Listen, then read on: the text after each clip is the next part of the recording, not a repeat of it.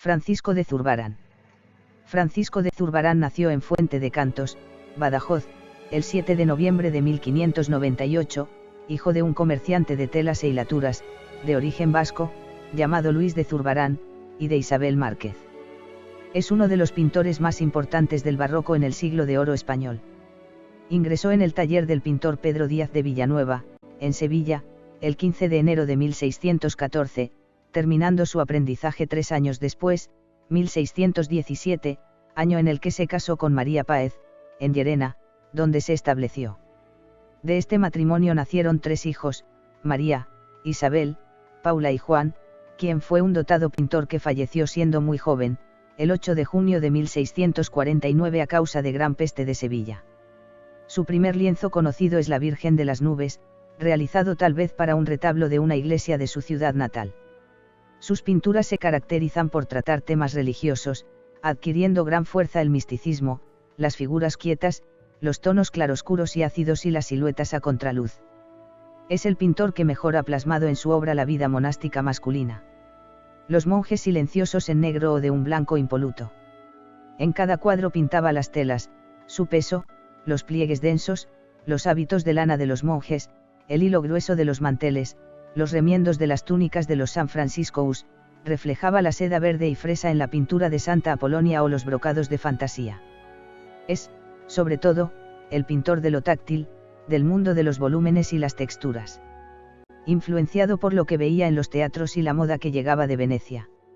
En su pintura tienen más fuerza las telas y elementos que los rostros, por lo que puede ser considerado como el pintor de las telas. En los cuadros, las telas cobran vida, desde el pliegue a la textura, se ve la tela sin tocarla, y es considerado como el primer modisto español. Francisco de Zurbarán pintó numerosas inmaculadas en defensa de este dogma del catolicismo, con representaciones poéticas de la Virgen como una joven muchacha. Presentamos aquí una muestra de la extensa obra con que Francisco de Zurbarán sirvió a las ideas concepcionistas y a la extensión del culto a la Inmaculada Concepción. Son 3 los lienzos de esta temática, realizados por Zurbarán, que posee el Museo del Prado. Zurbarán siempre resalta la humanidad de los personajes santos, y representa los elementos naturales y las escenas cotidianas con un aire real y espiritualizado al mismo tiempo, en un ambiente de mágico silencio. 2 años después de fallecer su primera esposa, contrajo segundas nupcias en 1625 con Beatriz de Morales, también viuda, con quien no tuvo hijos, y quien fallecería en Sevilla el 28 de mayo de 1639. El 17 de enero de 1626 firmó su primer contrato para el convento de San Pablo el Real para pintar 21 cuadros, por un total de 4.000 reales, y en 1627, como complemento a este conjunto, pintó el impresionante Crucificado, que fue el origen de su celebridad en Sevilla. Zurbarán representó un cuerpo casi desnudo, de perfecta anatomía, poco sangriento, sosegado después del sacrificio, dramáticamente iluminado por la derecha. Su cabeza de serena belleza, inclinada hacia su derecha, y el perizoma, de un blanco deslumbrante, evitan la monótona simetría de los crucificados de Pacheco. Igual que en la Crucifixión de Velázquez, los pies están clavados por separado. Al año siguiente los religiosos mercedarios le encargaron un cuadro sobre San Serapio en el que el pintor evitó los detalles sangrientos del suplicio al que fue sometido San Serapio y prefirió esconder su cuerpo bajo un bellísimo hábito mercedario.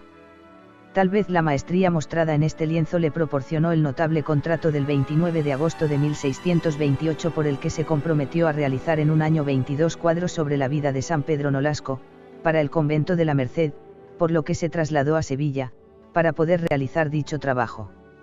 El 19 de septiembre de 1629 vivía con su familia en el número 27 del Callejón del Alcázar, en Sevilla, y recién instalado, recibió un encargo para el convento de la Trinidad, y el 8 de junio de 1630, el Consejo Municipal de Sevilla le encargó una Inmaculada. Este mismo año pintó la Visión de San Alonso Rodríguez, y el 21 de enero de 1631 contrató, para el Colegio de Santo Tomás, la Apoteosis de Santo Tomás de Aquino, el lienzo de mayor tamaño de su corpus pictórico. El 29 de diciembre de 1632 alquila una casa en la calle Ancha, de la iglesia de San Vicente, y en esta etapa pintó unos 200 cuadros. Los años entre 1630 y 1640 se consideran la etapa más rica y personal de Zurbarán. El convento de San Buenaventura de los Hermanos Menores era uno de los más importantes de Sevilla y su colegio era el Centro Español de Estudios Teológicos de la Orden. Para la iglesia del convento Zurbarán y Francisco Herrera el Viejo iniciaron en 1629 un ciclo pictórico sobre la vida de Buenaventura de Fidenza, entre los que, de Zurbarán, se encuentran: San Buenaventura revela el crucifijo a Santo Tomás de Aquino, destruido en Berlín en 1945, exposición del cuerpo de San Buenaventura, San Buenaventura en el Concilio de León y San Buenaventura en oración. Francisco de Zurbarán fue un magnífico pintor de bodegones. El bodegón con cidras, naranjas y rosa, el único firmado y fechado en 1633, es considerado la obra maestra del bodegón español. En él, Zurbarán nos presenta una mesa ante un fondo oscuro, donde se disponen un plato de metal con varias cidras, una cesta con naranjas, con sus hojas y sus flores de azahar, y otro plato metálico sobre el que descansan una taza y una rosa. La extraordinaria fama que adquirió esta obra desde que se dio a conocer en 1920 se debe al uso maestro de la escala por parte de Zurbarán, a su precisión descriptiva y a su serena composición. Los objetos se disponen en 3 planos ligeramente diferenciados, mientras que una luz lateral desde la izquierda los libera de las sombras y define sus volúmenes y texturas. Otro bodegón, pintado en 1650, es el bodegón con cacharros. El cuadro es una composición simple, formada por elementos de una vajilla, que consisten en 3 vasijas, una copa y 2 bandejas. Los objetos se hallan alineados encima de un soporte de madera, que posiblemente sea una mesa. Tanto las bandejas como el vaso están hechos con metal, mientras que el resto son de cerámica. El fondo neutro de color oscuro hace que nos centremos en las piezas, pintadas de una manera muy realista. En San Hugo, en el refectorio de los Cartujos, el mayor de sus bodegones, realizado en el año 1655 para la sacristía del monasterio de la Cartuja, en Sevilla, combina la figura con el bodegón. Las verticales de los cuerpos de los Cartujos, de San Hugo y del Paje están cortados por una mesa en forma de L, cubierta con un mantel que casi llega hasta el suelo. Delante de cada uno hay dispuestos los platos de barro que contienen comida y unos trozos de pan. 2 jarras de loza talaverana, un cuenco boca abajo y unos cuchillos abandonados, ayudan a romper una disposición que podría resultar monótona si no estuviera suavizada por el hecho de que los objetos presentan diversas distancias en relación con el borde de la mesa.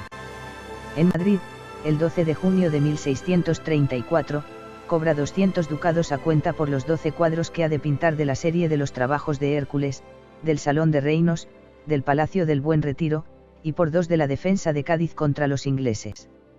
Su encuentro con Diego Velázquez fue determinante para su evolución pictórica y a partir de entonces fue suavizando el tenebrismo y el carabajismo de sus inicios, sus celajes se hicieron más claros y los tonos menos contrastados.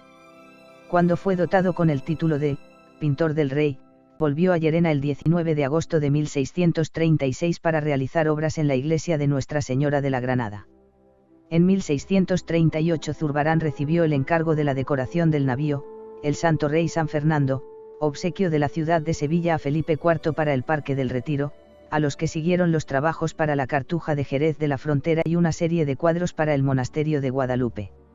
En el año 1643 la caída del conde duque de Olivares, así como las adversidades militares agravaron la decadencia de la monarquía hispánica, con negativos efectos en Sevilla, que contribuyeron a empeorar los de la Gran Peste de 1649, con la consiguiente debacle económica, y un cambio de gustos artísticos a los que Zurbarán no supo adaptarse, siendo superado por nuevos artistas, especialmente Murillo y Herrera el Mozo.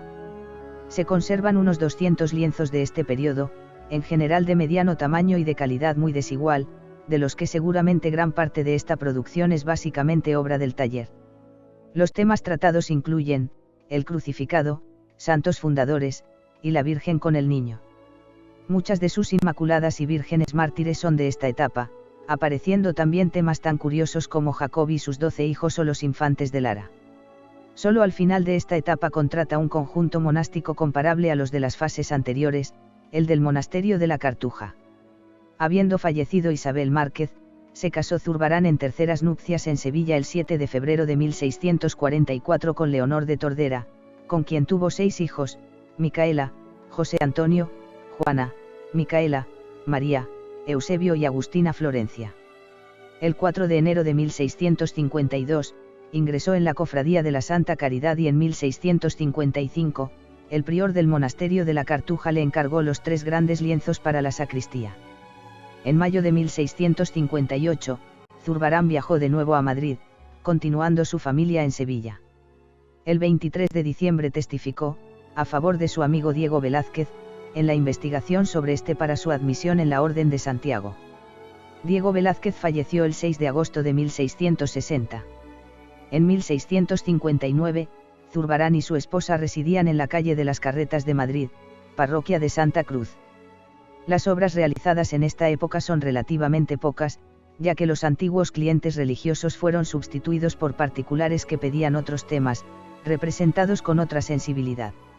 Su última obra conocida, fechada en 1662, es La Virgen con el Niño y San Juanito, Museo de Bellas Artes de Bilbao.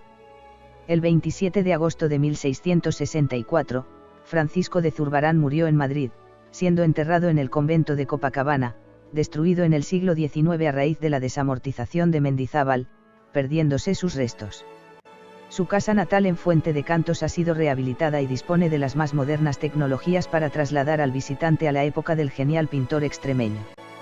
Sin embargo, aunque antes de la Guerra de la Independencia, Francisco Zurbarán era prácticamente desconocido fuera de España, su obra está muy dispersa por el mundo debido al expolio napoleónico en España, obra del gobierno de José Bonaparte, de la desamortización, y de las ubicadas en colecciones públicas o privadas de varios países. Estas dispersions dieron a conocer la obra de Zurbarán en todo el mundo.